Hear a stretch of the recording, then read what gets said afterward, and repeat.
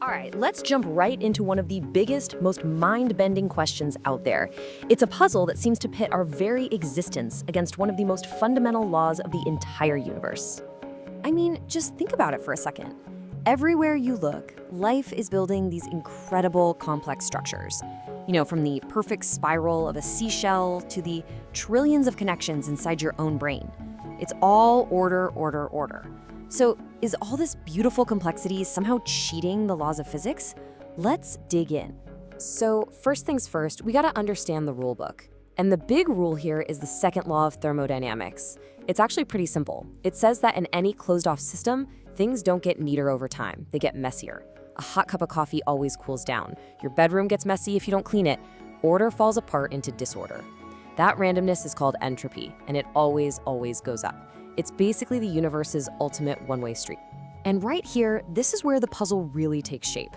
On one side, you've got the entire universe pushing towards more disorder, more randomness, more entropy. And then you have life, which seems to be doing the complete opposite. It creates order, it grows, it gets more complex. It's building things with lower entropy. So what's the deal? How can both of these things be true? Now, this isn't a new question. This debate has been raging for a long, long time. This quote here from way back in 1981 kind of shows how this apparent paradox became a huge talking point, especially in the conversation between evolution and creationism. So let's settle it. What does the physics actually say? Well, it turns out the key to cracking this whole code, the solution to the puzzle, comes down to one really important little detail.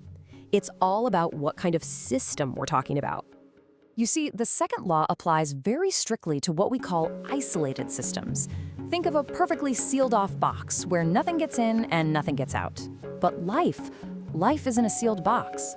You, me, every plant, every animal, we are all open systems. We're constantly taking stuff in and putting stuff out. And that, right there, changes absolutely everything. So here's how we get away with it. Step 1, we take in highly ordered energy from the outside world. For a plant, that's sunlight. For us, it's a slice of pizza. Step 2, we use that high-quality energy to build and maintain our own bodies, creating a little island of order in the universe. But here's the kicker. Step 3, in the process, we release a ton of low-quality, disordered energy, mostly heat, back out into the environment. So while we might get a tiny bit more orderly, we make the universe around us way more disorderly. The cosmic books are balanced. The law holds up. And the amount of energy we're talking about here is just mind-boggling. Get this, over your entire lifetime, something like 99.85% of every single thing you consume is just used for power. It's just fuel to keep your body running and to constantly fight back against that natural tendency to fall apart. The actual physical stuff that makes up you is built with just a tiny fraction of that. All that amazing order in your body is paid for with a truly massive bill of chaos. Okay, so life doesn't break the law. It just found a really clever loophole. Mystery solved, right? We can all go home? Well, maybe not. Because some scientists started thinking, what if this isn't the whole story? What if life isn't just avoiding the law, but is actually one of its most powerful tools? This takes us beyond just simple survival. We're about to explore a much wilder idea, that life itself might be one of the best things the universe has ever invented for creating disorder. Yeah, I know, it sounds weird, but stick with me. The idea comes from something called dissipative structures. A perfect example is a whirlpool in your bathtub. It's a beautiful, orderly spiral, right? But it only exists for one reason, to help the water drain, dissipate its energy faster. The order of the whirlpool actually speeds up the creation of disorder. And the thinking is, a living cell, or even you, is basically just a much, much more complicated whirlpool. The brilliant physicist Erwin Schrödinger actually came up with a term for this. He called it negentropy. It's a fancy word, but it basically just means negative entropy, or order. He said that what life does is it feeds on negentropy. It sucks in order from its environment, like sunlight or food, to maintain its own internal order. It's like we're constantly importing organization to fight off our own internal chaos. So here's the big takeaway. Life isn't some rebel swimming against the cosmic current. It might actually be the current.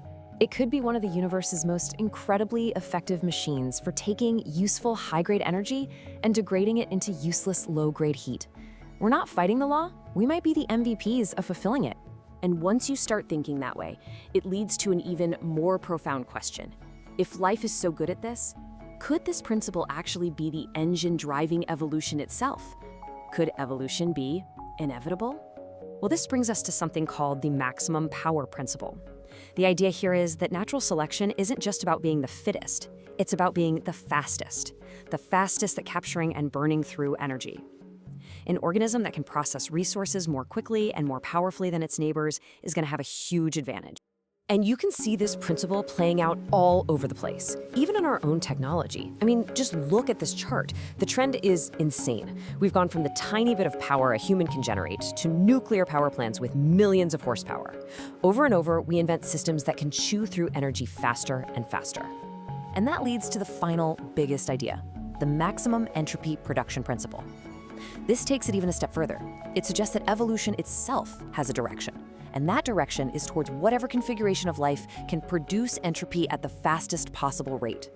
The winners in the game of life are the systems that are the absolute best at taking order and turning it into chaos. Now, just pause and think about what this really means. If this principle is true, then the evolution of complex life, everything from the first cell to us, it isn't some crazy 1 in a trillion accident. It might be a predictable, maybe even an inevitable, result of the basic laws of physics. So we've come full circle.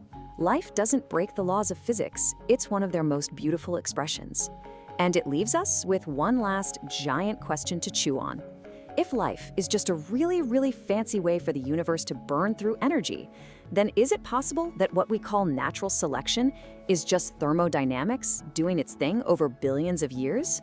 Pretty wild to think about.